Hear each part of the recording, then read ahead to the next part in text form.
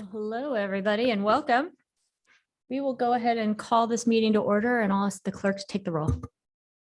Agent. Here. Holly Burton. Amy Keith. Here. Ash. Here. Ed. Here. Willits. Here. 5 present, 1 absent. Thank you. First up, we've got a request for approval of the minutes from August 15th work session and evening meeting. Madam Mayor, I move approval of the council minutes from the work session of August 15th and the minutes from the regular evening meeting also of August 15th. Second. We have a motion and a second. Clerk, will you call the roll? Amy Keith. Yes. Ash. Yes. Ed. Yes. Willits. Yes. Agent. Yes. All in favor, motion carries. Thanks. All right. Now we're going to move on to special business. And first up, we have the confirmation of Nicole McKay to serve as the Director of the Office of Police Accountability. And before I'm putting Nicole's nomination in front of the council, I just have a couple things I'd like to say. And then I'll leave it to you all. And Nicole's here with us, and I imagine she has some things as well. Hi, Chief. Thanks for being here. I am so pleased to welcome Nicole and to put her nomination in front of the council today. Our goal in hiring an OPA leader was to find someone with a track record of integrity and professionalism, who could build and had proven that she could build and importantly lead a team, that she would be able to convene the people, the right people from all sorts of agencies throughout the community and community groups within the police department and within the city, so that we can all work towards the shared goal of safety, justice, and accountability. And importantly, that the candidate would be able to build and maintain trust within the department, within the community, as she works to ensure that the questions that we have, that the questions the community has, can be answered. And I'd say that Nicole is this and more. She's a proven and respected leader, an attorney, and an administrator. In many ways, I'm going to just say that the AG's loss is the city of Boise and our residents' gain. You've shown that you can build a team of experts, that you are able to lead a team, importantly, and that your references and so many others have showed that, yes, you're successful at building trust and engaging the people that you work with. And I'm confident that you'll be able to do that in this role, both within the community and within the police department. And particularly right now, as many of us are asking questions of, we're an all-time safe community, yet we've seen a rise in critical incidents. And we are rightfully asking, as our residents are asking, is why? And the job of this office, the job of the leader of this office and the team that she creates is to ask those questions, particularly in these instances where the individual incidents will be investigated by law enforcement to determine in the individual instances, did things go right? Did things go wrong? But this council has made clear, as the community has made clear, that it's important to have a 30,000-foot view, to ask the questions from a policy perspective of, are there things that ought to be, policies that ought to be different? Are there practices that ought to be different? Did everything work okay, or did it not? And that is the role of civilian oversight. The role of this office is to review big picture data, to ask the questions that have to be asked beyond individual instances, to arrive at information, to bring this council and the city and the community and the department ideas around policies and procedures and the recommendations that then would be used. And so I'd say that Nicole was right for this position and for the office. I'm going to commit, and I know council is committed to ensuring that Nicole in this position has the resources that she needs to build a team of professionals that can undertake the very important responsibility of this office, the Office of Police Accountability. And I deeply appreciate the values that she shared, her commitment to service, to transparency, to maintaining and building trust within the community, in the department, and ultimately to ensuring that we maintain the incredible relationship that we have within our city, between our residents, our police department, the safety that creates and the environment that it creates, and that you will be able to do this, and you're bringing this commitment to our residents and to the city of Boise as my nominee for this independent office. So thank you very much. Madam Mayor, maybe I'll just share a couple of quick thoughts, and then I have a motion that I'd like to make. So I was fortunate to participate in the interview process for this position, as maybe some people don't appreciate that this office is very different than the rest of the offices in our department or in our city. It's overseen jointly by the council and the mayor's office, which means ultimately this candidate's application was reviewed by members of the council and the mayor's office. And so I got to participate in that process, and I got to see a lot of really talented people come and ask for this job. People with deep law enforcement background, people with deep backgrounds, challenging and pushing law enforcement to be better. In my personal criteria, which isn't necessarily, I don't speak for everybody, but my personal criteria for this, the person to fill this role was that they have off the charts stellar judgment, because it is so independent and autonomous, and it's such a position of trust in our community on very important issues now. And second, that they have stellar, off the chart, proven track record of real integrity in challenging situations. And that is Nicole McKay. She helped lead the Attorney General's office through years and years of public service, followed by a very prominent transition. She led the Department of Health and Human Services through COVID, providing legal counsel, political counsel, helped navigating the state through that challenging time. In my private conversations with attorneys and members of the bar, the reports I get back are nothing but, oh my gosh, you have a chance to hire her. Oh, wow, that would be a real coup for your city. Oh my goodness, do what you can. And my personal experience interviewing Nicole was exactly the same. I am so pleased that she has come to join us. The AG's office loss really is a gain and a boon for our city. I'm so happy that you've accepted the position, and I'm just thrilled to move to confirm the appointment of Nicole McKay to Director of Office of Police Accountability. Second. We have a motion and a second. Further discussion? Madam Mayor. Nicole, I'm really pleased to support your nomination. I was incredibly impressed with your extensive background at the Idaho Attorney General's office. I think Madam Mayor and Councilmember Bajent said it very perfectly. Your extensive experience leading a team, being able to pull together stakeholders from a variety of different places on really complex legal and policy issues is really critical here. And I also think just your ability, your kind of legal expertise that you bring to bear, and the ability to engage with our law enforcement and our residents in a way that I think will be productive going forward, I think is really important. And so I'm really thrilled also that you put yourself forward for this position, and I'm really excited to support your nomination.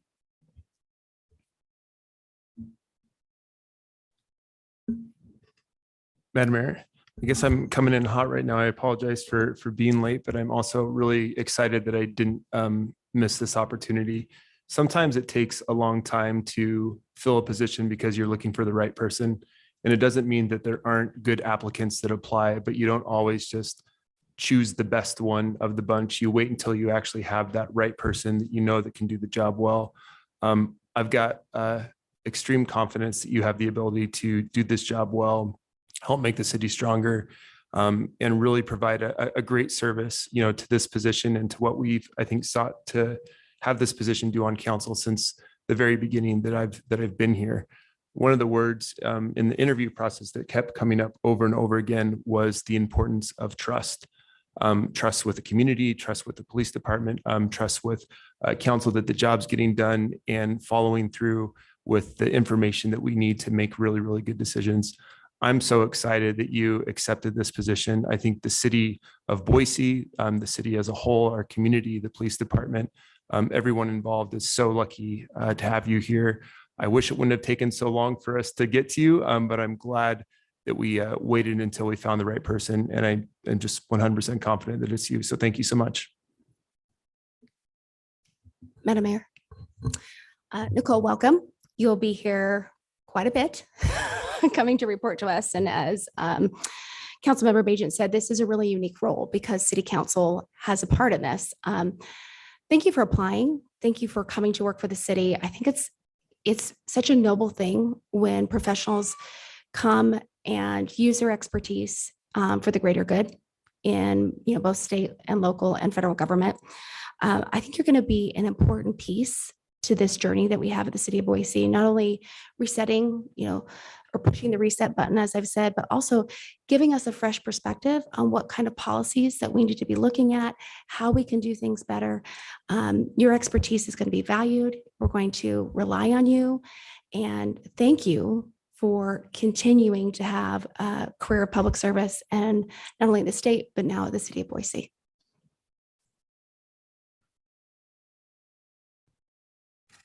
All right. Clerk, will you please call the roll? Hallie Burton, Yes. Amy Keith, Yes. Ash, Yes. Ted, Yes. Willetts, Yes. Agent, Yes. all in favor, motion carries. Well, congratulations, Nicole, and welcome. You are welcome to come on up. I imagine that you've got a couple of remarks prepared, although I didn't ask you. I'm sorry. No, I do. Okay. Thank you very Okay. much. Madam Mayor and members of the council, first off, just thank you, a sincere thank you for all the kind words and for having such a robust process. This is such an important office, and it's been a long time since I've interviewed for anything. And I am just so impressed at how deeply you all feel about this position and how important it is for the city. So I wanted to say thank you, just as a member of the public, for treating this with the deference that it required. And thank you for allowing me to participate in this process. I am honored and grateful for the opportunity to serve the city of Boise as the director of the Office of Police Accountability. I've lived in Boise for 30 years. I value what makes Boise an exceptional place to live. I also see the complex challenges our city faces as it grows.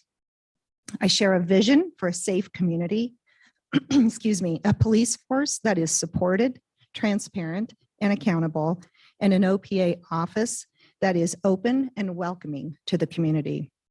I recognize the importance of this role, and I am dedicated to upholding the mission for its impartiality and effectiveness. Thank you, Mayor and members of the City Council, for your support and trust in me for this very important role. I will work tirelessly to validate your trust and earn the trust of the community. Thank you. Thank you and congratulations.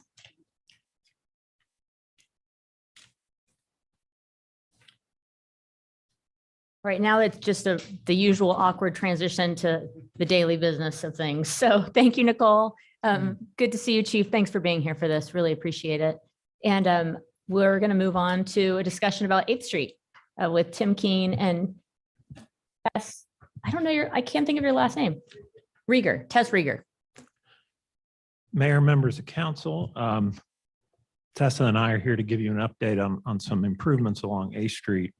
And I'll start and go through some improvements that are being planned by where 8th Street meets the Greenbelt. And then Tessa is going to go through an update on where things stand between Main and BANNOCK Street on 8th Street. I've got some slides to go through here. So here are those two subjects that I just mentioned, those two sections of 8th Street that we'll be discussing.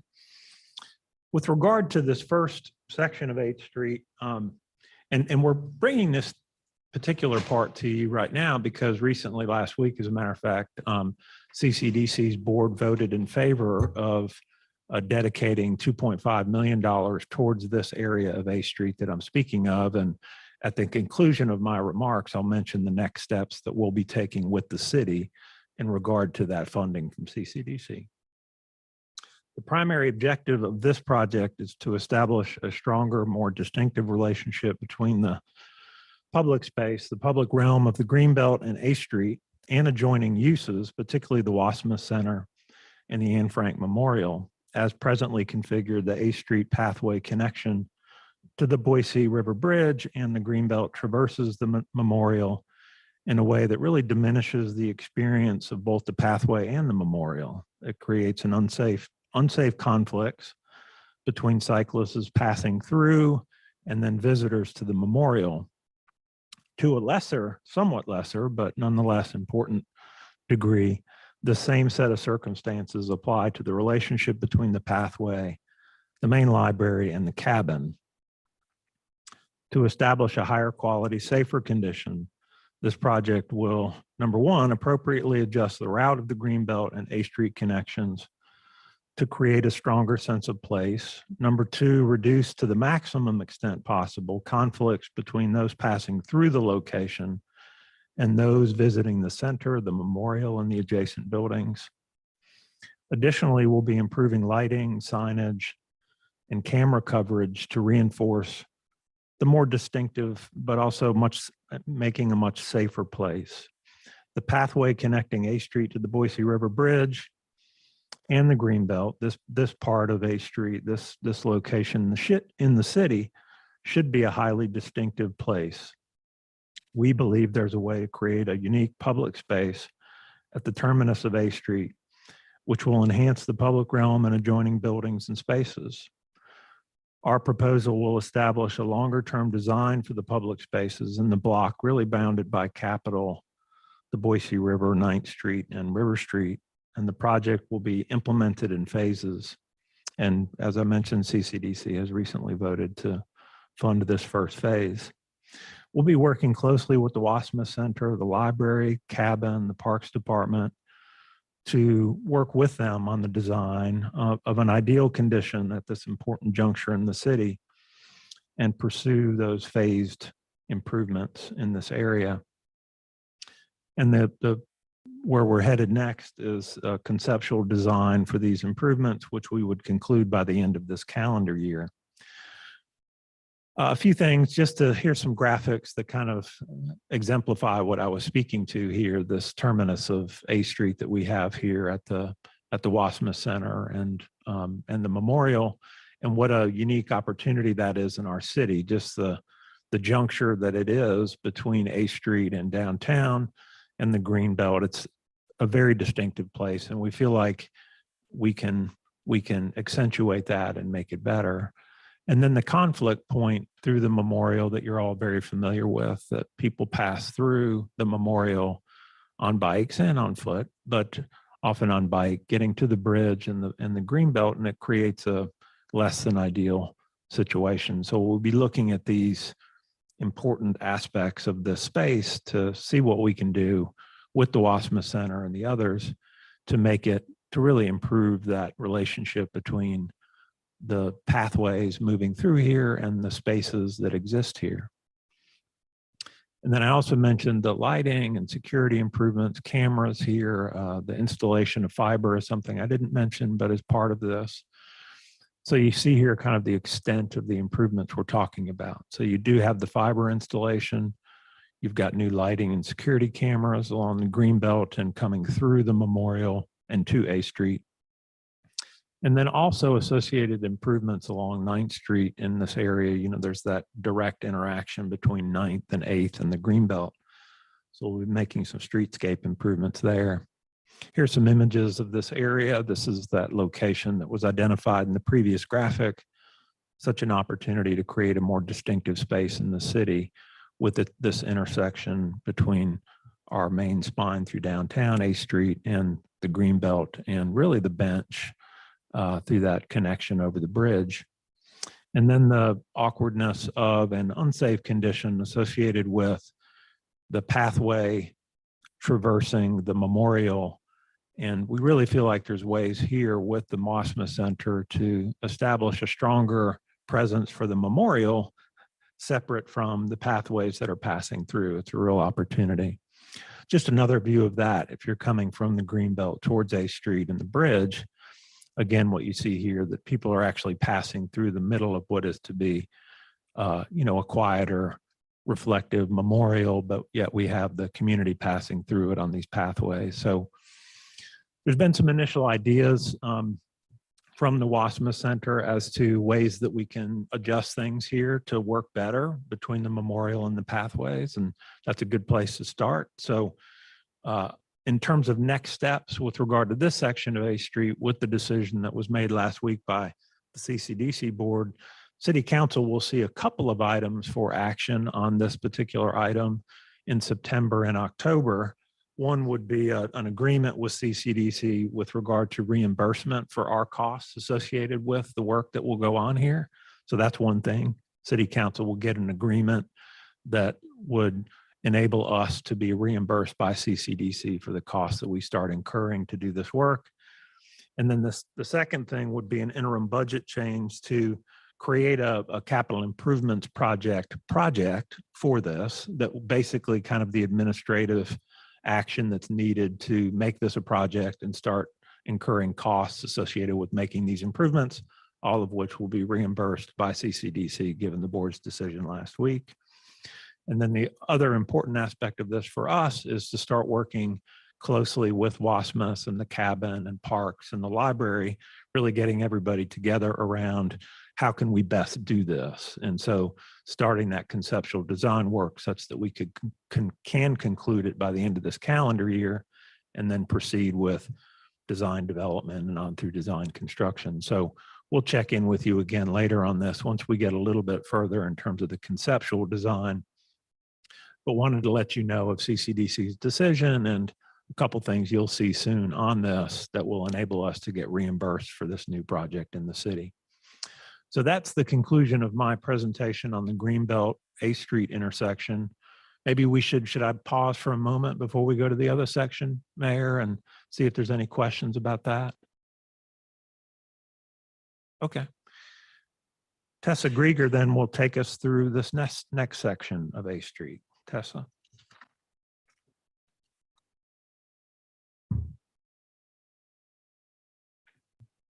Okay, well, thank you, Tim, and good afternoon, Madam Mayor, City Council members. My name is Tessa Grieger, and I manage the Mobility and Public Spaces Program in PDS. I appreciate the opportunity to provide an update on the Maine to BANNOCK Mobility and Accessibility Improvements projects.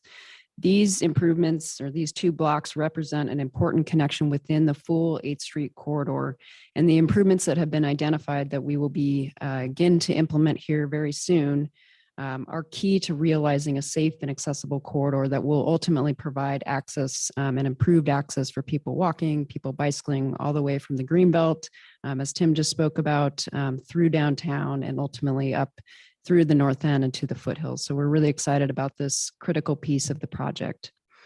Today, I'll provide a brief project background and then walk through the primary improvements that will be implemented with the first phase of this project. And then I'll talk about the project timeline and next steps. So stepping back to May of 2020, not sure everybody wants to do that, but at that time, as it relates to 8th Street, it was closed to vehicular traffic as part of the COVID response. This allowed businesses to expand their patios. This was a pilot project at the time, and over the past few years, the city and our partners conducted extensive engagement with businesses, with stakeholders, different user groups, with vision and mobility impaired community members, partner agencies, and others. And this was really to solicit feedback about the corridor configuration at the time, and then to understand what the challenges were and what opportunities existed in order to improve mobility and access along the corridor. So at that time, the city contracted with a consultant team, which included Vitruvian Planning and the Idaho Access Board, to continue the engagement and to identify opportunities and different design solutions to improve the corridor moving forward, focusing primarily on accessibility and mobility. Through this process, a preferred concept was identified, and this was ultimately recommended to the City Council and approved by the City Council, along with funding to implement the first phase of improvements as part of that preferred concept, which really focused at the intersections and improving the accessibility of the intersections. So the project was stood up earlier this year, and since then we've been working closely with our partners at ACHD to finalize the design and move us toward construction. We've also had the opportunity to present to the ACHD ADA Advisory Committee, as well as connect with the city's cross-disability task force to ensure that the design that we have moving forward is achieving the feedback that we've heard throughout this process, and ultimately will achieve the desired outcomes from an accessibility standpoint. Through the outreach that was conducted to determine the preferred design for this section of 8th Street, we received a lot of great feedback, and this is consistent with the feedback that we continue to hear today. In general, we heard broad support for the car-free configuration of the corridor. We also heard that improvements are needed in order to provide an accessible and intuitive route that is easy to navigate, particularly for community members with disabilities. We heard concerns about safety with the presence of bicyclists and e-scooter traffic, but also that 8th Street remains a critical connection for people on bikes and people using scooters. And last but not least, we certainly heard opinions about the orange barriers. And this project will address that by removing them as we implement the improvements along those intersections. So ultimately, all of this information and all of the feedback that we heard over the past few years went into what was recommended for the near term as well as longer term improvements along these two blocks. So as we look at both the near-term improvements as well as longer-term improvements, what we've established as the primary goals for this project include maintaining the car-free configuration of the corridor, maximizing the shared space, which is the former street, for use by pedestrians, bicyclists, as well as e-scooters, but also really implementing strategies that will help to prevent and mitigate user conflicts among those modes moving forward.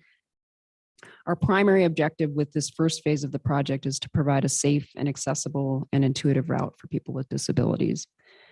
And then I'll just say that 8th Street has become one of Boise's best urban public spaces, and it's also a very supportive environment for our local businesses. And that's something we seek to continue to foster as we move forward with future phases of this project.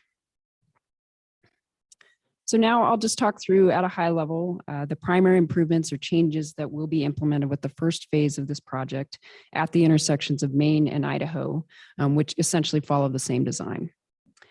So the first thing here is, So as I mentioned, the first phase is largely focused at the 3 intersections, Maine, Idaho, and BANNOCK. This includes intersection upgrades to provide an accessible route that will allow for the barriers to be removed and for the former street crossings to serve as the new pedestrian crossings.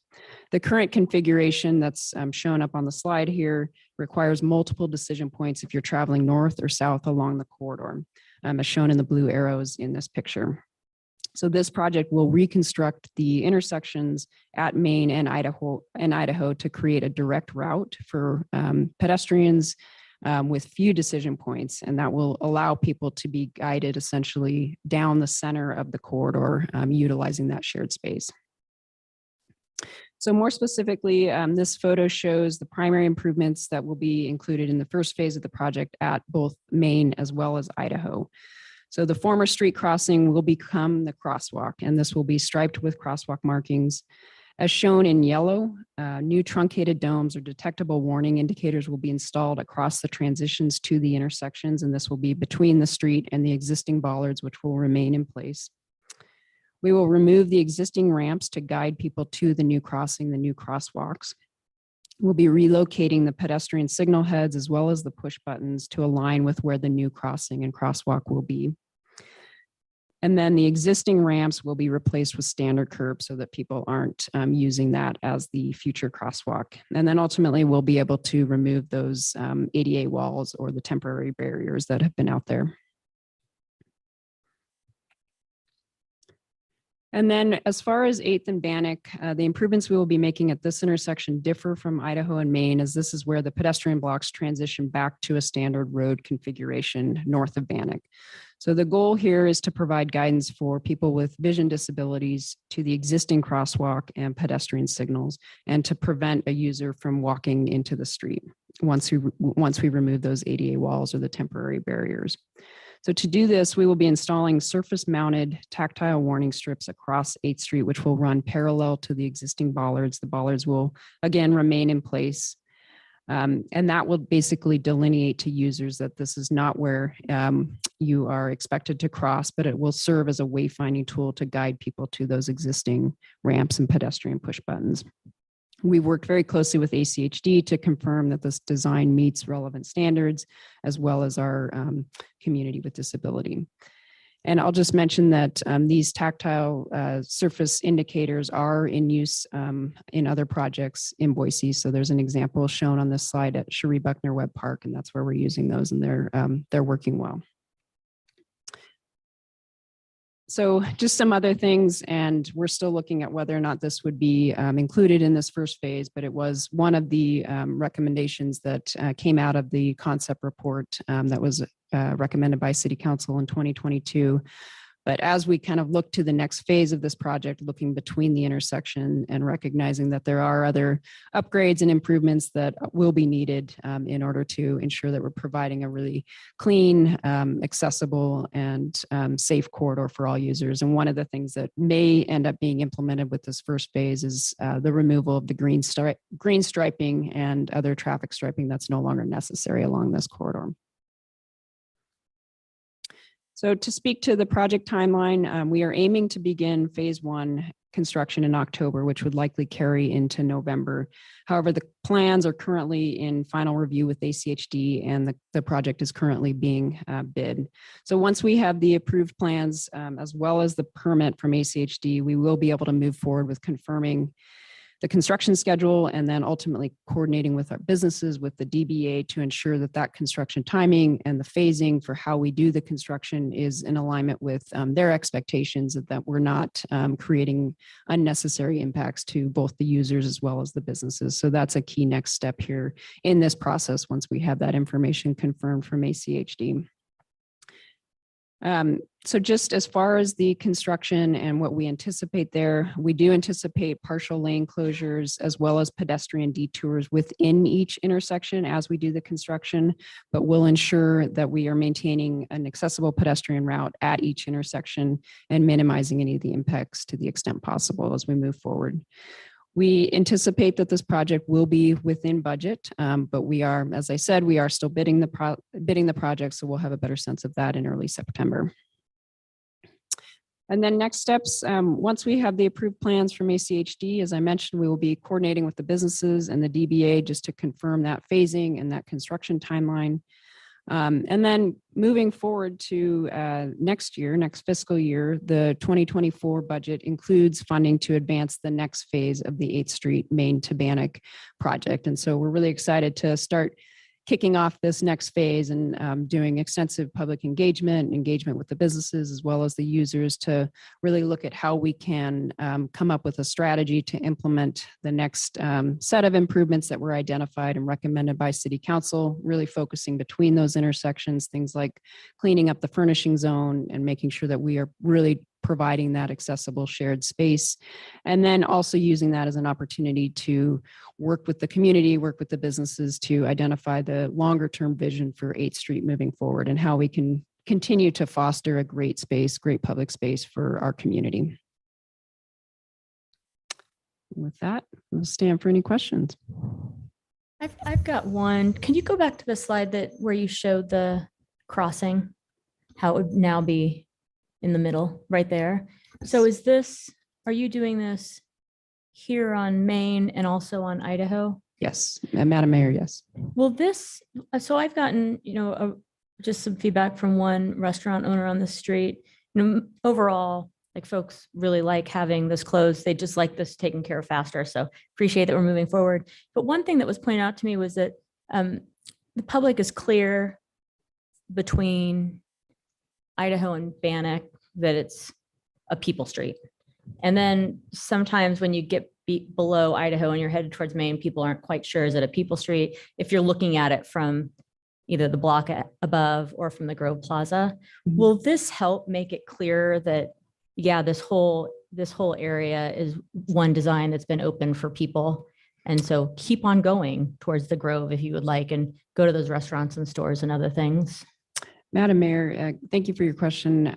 I believe so. I think with the improvements to the crosswalk markings and really making that center center corridor very visible to users, being able to have crosswalk markings that span the width of the former intersection will be a very clear visual indicator that that is the pedestrian corridor that we expect people to be using.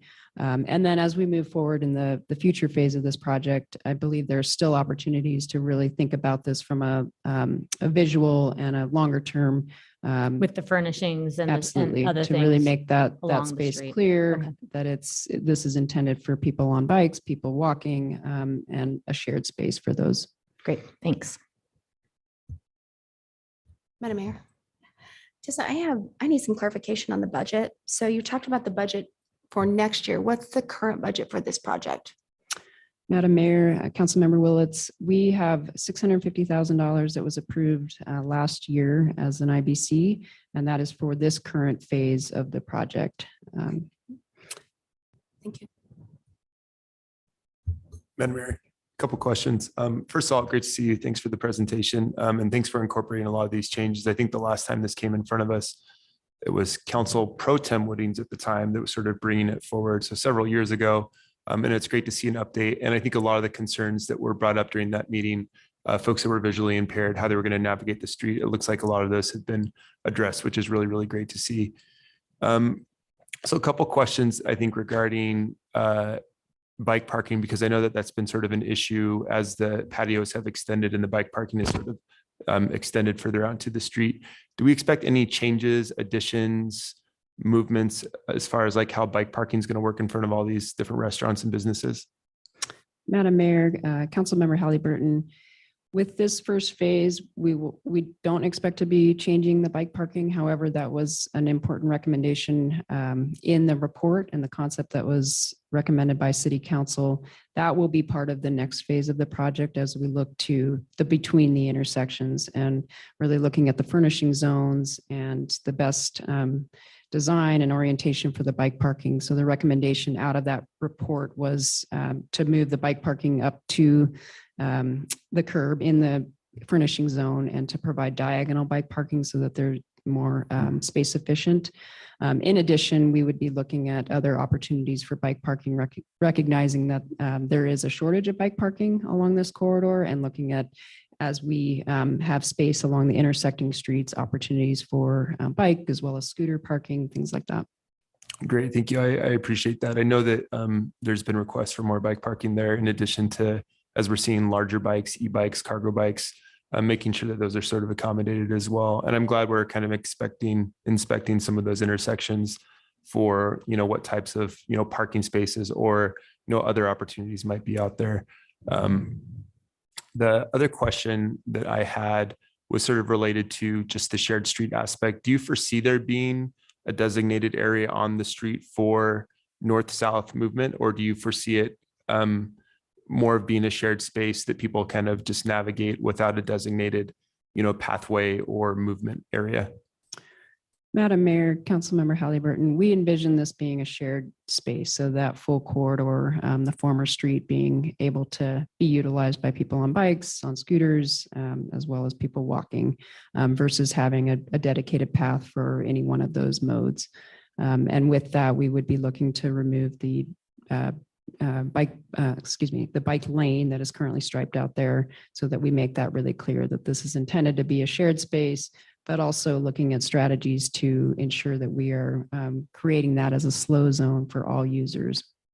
Great. And I think my one last, I don't know if it's a question or a recommendation, but as we're looking into these changes, I know that there in the past have been a lot of events that have been held on 8th Street and kind of a desire to make sure that we're putting in infrastructure that might support, events or different things that might go on there. So just as we're planning throughout the process, I'm sure you're already looking into it, but making sure that we're considering whether it's, plugins that allow people to use, electricity rather than generators or whatever that may be, that we, make sure that we're including those into our thoughts as well. But I really appreciate the movement going forward.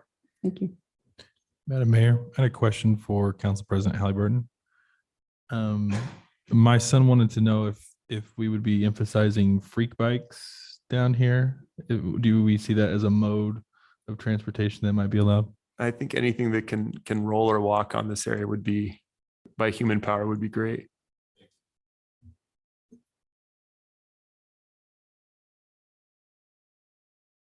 Tessa, thank you. Tim, thank you. This is a great update. Look forward to seeing this first phase completed and then moving on to the second phase, as I know everybody else is too. It's really been incredible to see what opening these blocks for people has done for our downtown core, for an organic, really gathering place for the people of Boise. And then I'd say even businesses beyond the corridor, people want to be downtown, and this is a big part of it. So thank you. Thank you. And with that, we will move into the consent agenda. All items with an asterisk are considered to be routine by council, and will be enacted by one motion. There's no separate discussion on these items unless a council member or citizen so requests, in which case the item will be removed from the general order of business and considered in its normal sequence. Madam Mayor, Yes. I move approval of the consent agenda. Second. We have a motion and a second. Clerk, will you call the roll? Halliburton, Yes. Haney, Yes. Ash, Yes. Ted, Yes. Willetts, Yes. Bajent, Yes. all in favor, motion carries. Thank you. And next up, we'll move into readings. We've got some on second reading today. Madam Mayor, Yes. I ask unanimous consent that all ordinances on the second reading calendar be read by number and title only and filed for the third reading calendar. Without objection. ORD 29-23, an ordinance entitled the Annual Appropriation Ordinance for the fiscal year beginning October 1, 2023, appropriating $1,172,107,394 deemed necessary to defray all expenses and liabilities of the city of Boise City, Idaho for said fiscal year, specifying the objects and purposes for which said appropriation is made, repealing all ordinances and parts of ordinances in conflict with this ordinance, authorizing a levy of a sufficient tax upon the taxable property and providing an effective date.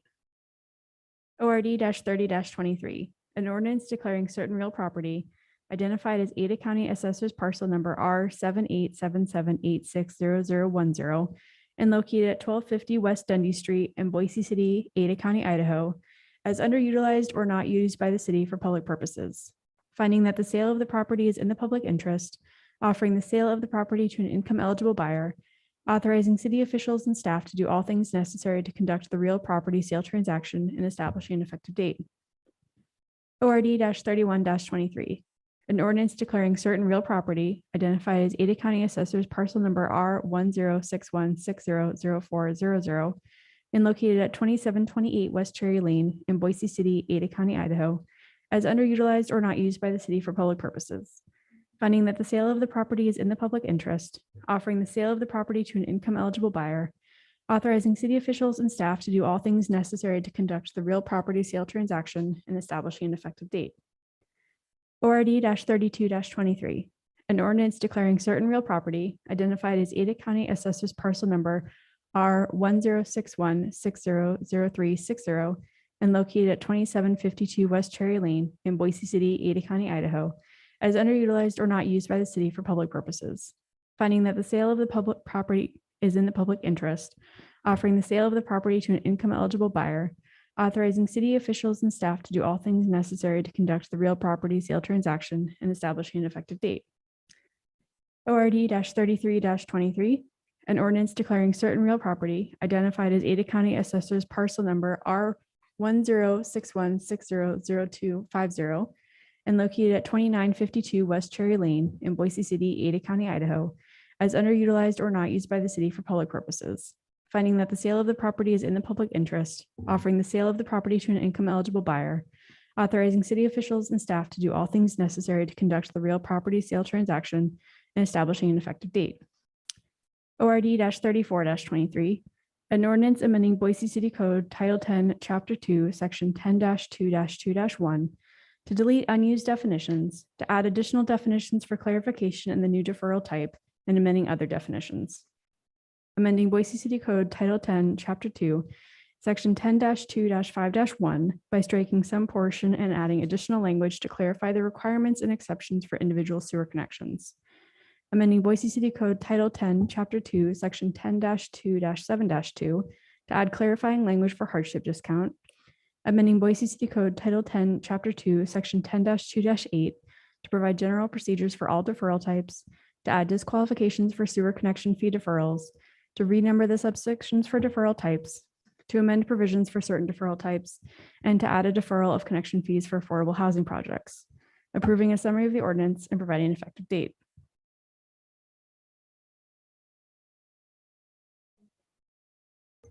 We have one on third reading. Madam Mayor, Yes. I move that further reading of ORD 2823 be dispensed with and the record reflect that it's been read the third time in full. Second. We have a motion and a second. Clerk, will you call the roll? Halliburton, Yes. Haney, Yes. Ash, Yes. Ted, Yes. Willetts, Yes. Bajent, Yes. all in favor, motion carries. ORD 28-23, an ordinance amending Title IX, Chapter 2 of Boise City Code. This amendment updates the development impact fees per service unit and related schedule of development impact fees and providing an effective date of October 1, 2023. Madam Mayor, I move that ORD 2823 be approved. Second. We have a motion, a second. Clerk? Hallie Burton, Yes. Haney, Yes. Nash, Yes. Stead, Yes. Willetts, Yes. Bajent, Yes. all in favor, motion carries. And we do not have an executive session, so nothing more in front of us. I move we adjourn. Second. All in favor? Aye. Opposed? We are adjourned. Thanks, everybody.